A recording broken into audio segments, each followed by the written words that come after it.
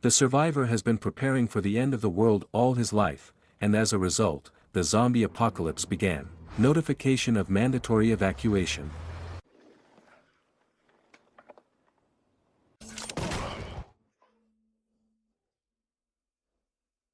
I'm not infected.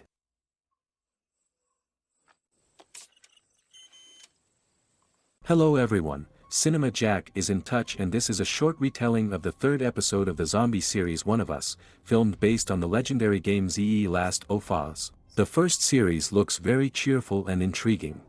Therefore, let's support this project to the maximum with likes and comments, so that the video will fly into the recommendations of as many people as possible. To do this, slap a like, and most importantly, be sure to write any comment, smiley face, just thank you or anything else. It will greatly help the promotion of the video.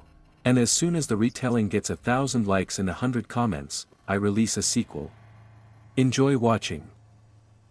10 miles west of Boston, on the morning after Tessa's death, Joel wordlessly gathers Karen on the riverbank and then returns to meet Ellie at a nearby campsite. Joel ignores Ellie's attempts to strike up a conversation, as a result of which she brings up the topic of Tessa's death. He tells Ellie he doesn't want any apologies, which she scoffs at.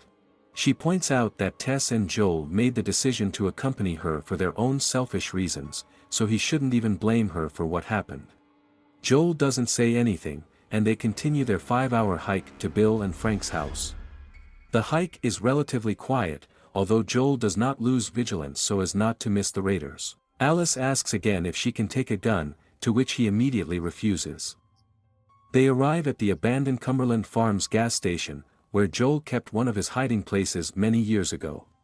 Ellie happily fiddles with a broken Mortal Kombat 2 slot machine, claiming that a friend taught her this game. While Joel is looking for his hiding place or looking for items missed by the scavengers, she finds the door to the basement in the back room, goes downstairs and finds that the shelves are empty, except for a box of tampons, which we eagerly have enough. Her excitement is interrupted by the cry of the infected, but he turns out to be harmless, as he is trapped, still alive under a pile of debris. Ellie approaches him with a knife and makes an incision along his forehead, exposing the growth of cordyceps under the skin. With sudden aggressiveness, she plunges a knife into the infected person's head, killing him. She returns to Joel, who has found his hiding place without telling him what happened. To her disappointment, Joel decides to leave the rifle he stole from Lee, as he is unlikely to find ammunition for it in the wild. He again refuses to let or take it. The couple continues their walk. Ellie notices the wreckage of a crashed plane from the day of the outbreak on a nearby hill. She admires him and the prospect of Joel traveling in the sky. Joel cuts her off in delight, noting that flying has never been very pleasant, and those who were on board the plane at the time will agree with this. She asks about the events of the day of the outbreak, which she never found out about at Phaedra's school. Joel explains that when cordyceps was confused to infect a person, it got into food products, presumably flour or sugar. And then into some widely distributed products that appeared on the shelves on Thursday, September 25, 2003. As the population ate them over the next Friday, they began to get sick, and eventually, under the influence of violence, attacked others to spread the fungus. And by Monday, everything was gone. Joel stops Ellie, suggesting that they go the other way, because something on the path is alarming them. Ellie waves him off, but immediately sees what he meant: a mass grave full of skeletal remains. Joel explains that within a week of the outbreak, the government evacuated small towns, promising to take them to quarantine zones. However, if the quarantine zones were filled with random residents, most of whom were most likely not infected, soldiers were killed. The logic, Joel explains, was that if they were killed, it meant they wouldn't be infected. Immediately after the day of the outbreak, residents of Lincoln, Massachusetts, are evacuated, including some of those who will die in a mass grave that Joel and Ellie will find in 20 years. In a basement bunker, a bearded man watches on a surveillance camera as soldiers comb through his house, pulls out a gun and mutters, "Not today. You bastards in the boots of the New World Order." In the end, the soldiers leave together with the evacuated citizens. The man gets out of the bunker and makes sure that his house and the surrounding city are clean. Satisfied, He gets into his truck and gets to work on turning the city into his personal complex, refueling with fuel, lumber, generators and other equipment from nearby areas. He installs an electrified fence and various traps around the perimeter to protect himself from both infected and other people. Having built a completely self-sufficient complex with running water, a gas stove, heating and electricity, he prepares for himself a chic dinner of steaks, supplemented with wine, and watches with glee on the surveillance camera as an infected person dies from one of his traps. 4 years later, in the 27th year, a man is engaged in welding work in his basement when he notices that one of his traps behind the fence has worked. Coming out with a gun to lay down his victim, he is surprised to hear a human voice from inside the trap informing him that he is not infected. The man in the pit, who is eventually named Frank, explains that he is unarmed and is just trying to get to Boston. He is the last survivor of a group of 10 people who managed to escape from crowded Baltimore. Frank is helped out of the pit, but his request for food is refused. The man claims that every homeless person you talk to about this will come here in search of a free lunch, and this is not Arbus. Frank, pointing out that there are no free lunches in Arbus, feels kindness in the man's heart and promises not to tell anyone about it. The man gives up and allows Frank to come into his house, allows him to take a hot shower and gives him new clothes. Frank is sitting in the dining room, secretly marveling at the surroundings, for example, the antique piano in the living room. To Frank's surprise, the owner of the house appears with a well-served rabbit dish and even serves him a glass of Beaujolais wine, for which Frank compliments his increasingly embarrassed host.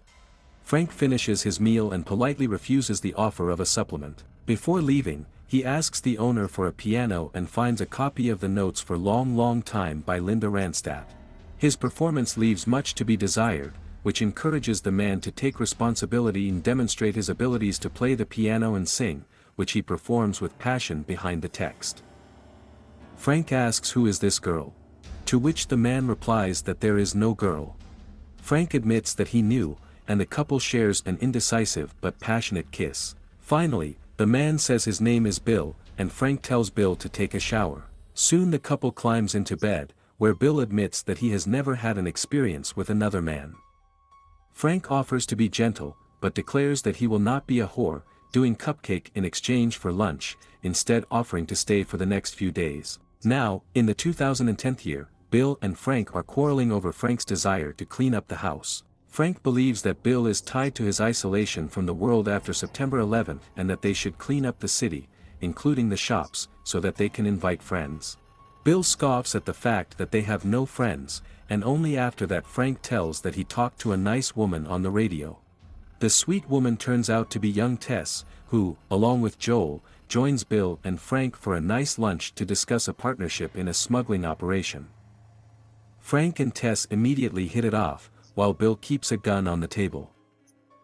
Joel understands Bill's paranoia, but claims that anesthesia is probably the best option for Bill and Frank to let people into their house. They can offer books, medicines and machine parts from the language. Bill claims that he and Frank are self-sufficient and do not need Joel and Tess, not what they can offer. Joel notices that Bill's electric fence has already started to rust, and offers to buy a durable wire to protect him and Frank. The meeting ends well. Frank suggests a music-based radio code test, suggesting that 80s music may signal trouble. Joel tells Bill that Federa will not look for them, and the fence and traps are more than enough to cope with the infected, but he should remember about the raiders. Bill assures Joel that he and Frank will be fine. Fast forward to the 2013 year. The outer fence was further reinforced with more powerful traps and a wall of cars. Frank takes Bill for a run around town to show him a surprise prepared, a strawberry garden, which he planted with the help of seeds provided by Joel and Tess in exchange for one of Bill's guns. As they happily taste fresh strawberries, Bill expresses concern that he is aging faster than Frank and that he may have to leave Frank unprotected, although Frank insists that he should not worry about it.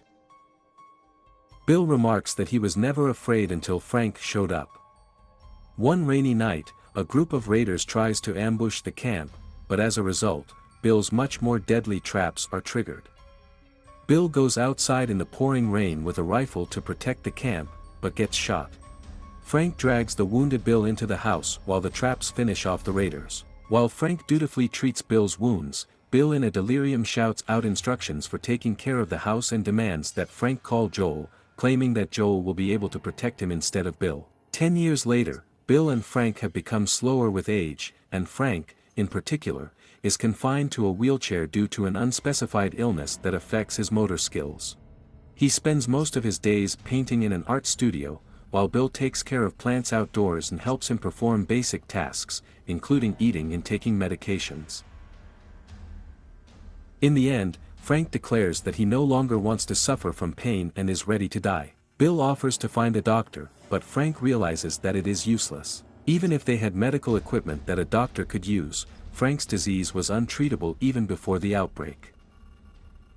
He comforts Bill by suggesting what to do on his last day. They would go to the nearest boutique, choose suits and rings, get married, Bill would serve him dinner, and at the end of the evening he would take a package of crushed sleeping pills, mix it in Frank's wine and he would fall asleep in Bill's arms. Bill fulfills all of Frank's requests and even serves his longtime partner the same rabbit and wine dish that they first tasted on the day they met many years ago. When it's time to drink wine, Bill mixes crushed pills in a glass, which Frank quickly drinks. Bill then pours himself a glass, which he drinks at the same rate. Frank, surprised, realizes that Bill has already put a lethal dose of pills in a bottle of wine. Bill refuses to let their story end tragically when one of them is left alone, pointing out that he is also old and ready to leave, seeing no reason to continue living without Frank. Frank expresses his disapproval, but finds the gesture romantic, and the couple go to bed together. Weeks pass, and Lincoln is overgrown with desolation. Joel and Ellie arrive at the complex and find that the house seems empty, although Joel notices that the bedroom is locked. Ellie looks around the house, notices the rotting remains of Bill and Frank's last dinner, and finds Bill's letter left for Joel, who reads aloud. In the note, Bill explains that his and Frank's bodies are in the bedroom, which he does not advise Joel to examine, since, in his opinion, it is a very picturesque sight, although they left the window open so that the house does not stink. He explains that he used to hate the whole world and was happy when it ended, but found his purpose in one person worth saving, Frankie. He tells Joel that people like the two of them are obligated to protect the one who is worth saving, and offers Joel all his weapons and equipment so that he can ensure the safety of the thermal power plant. Without thinking twice, Joel runs out of the house and retires with tears in his eyes on the street. Joel goes to the garage, where he finds Bill's truck and everything he needs for a fresh battery. He returns to the house and asks to look at the bite mark of Ollie. After making sure it has healed, he explains that they can go to Wyoming to meet his brother Tommy, who used to be a member of the Fireflies and can help her get to the lab. Ellie, softened by the letter, tries to bring up the subject of the vehicle again, but she is stopped by Joel, who declares that he must establish some rules. From now on, they would never mention Tess again. She can't tell anyone about the bite mark, since most people won't take the time to listen to her, and she has to do whatever he tells her. Ellie agrees. They go down to the basement, where they find a wall with Bill's guns and a radio that still plays 80s music. The system was automatically set to play a playlist of troubles if it wasn't rebooted every few weeks. Alice asks Joel again if she can take one of Bill's guns, and again he refuses. They scour the house for supplies or take a hot shower and change clothes, waiting for Joel to finish taking a shower or find Frank's gun in the drawer. When she hears Joel approaching, she quickly hides him in her backpack. The couple gets into Bill's truck, which Ellie gets excited about, comparing it to finding a spaceship, despite the fact that Joel says it's a bad car. After forcing Ellie to fasten her seatbelt, they drive to the main gate of the complex. Ellie rummages in the glove compartment and finds a cassette, which she inserts into the radio. The tape turns out to be Long, Long Time. Joel allows her to leave the tape, stating that Linda Ronstadt is good music or not impressed, although she notices Joel's melancholic reaction. They drive away from the complex, and the camera lingers on the open window of Bill and Frank's bedroom.